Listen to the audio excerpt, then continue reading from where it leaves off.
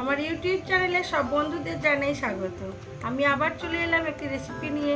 রেসিপিটি দেখুন, দেখে ভালো লাগলে লাইক, শেয়ার, সাবস্ক্রাইব অবশ্যই করবেন। কমেন্ট করতে ভুলবেন না কিন্তু।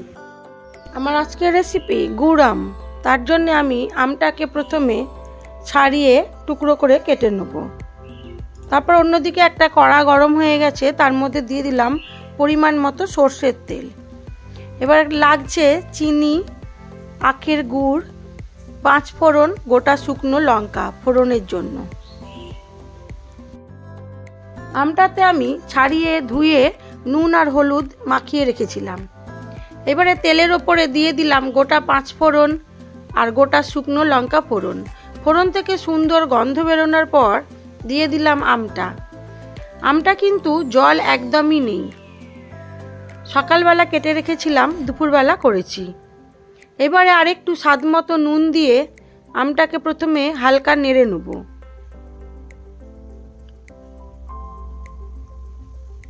তারপরে এর মধ্যে দিয়ে দেবো পরিমাণ মতো আখের গুড় আর চিনি। আপনারা চাইলে পুরোটাই গুড়ে করতে পারেন। আমি চিনি দিয়ে করেছি এই কারণেই, একটু পাতলা হবে বলে ঝোলটা।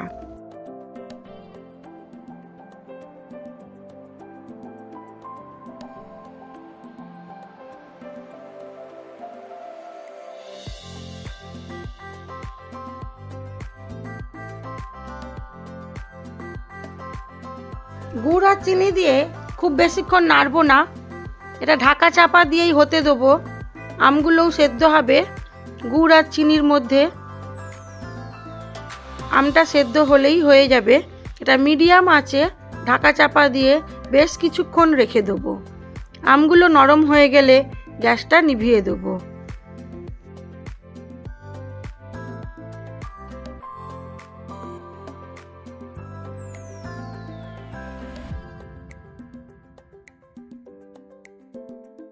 হয়ে গেছে আমার গুড় আম। এবারে এটাকে সার্ভ করে দেবো।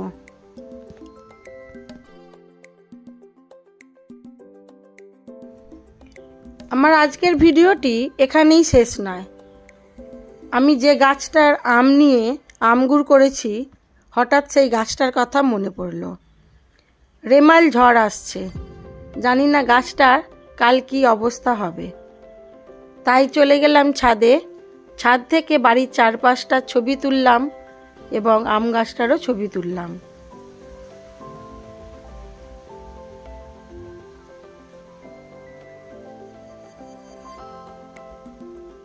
ভিডিওটি যদি আপনাদের ভালো লেগে থাকে তাহলে লাইক, শেয়ার, কমেন্ট অবশ্যই করবেন।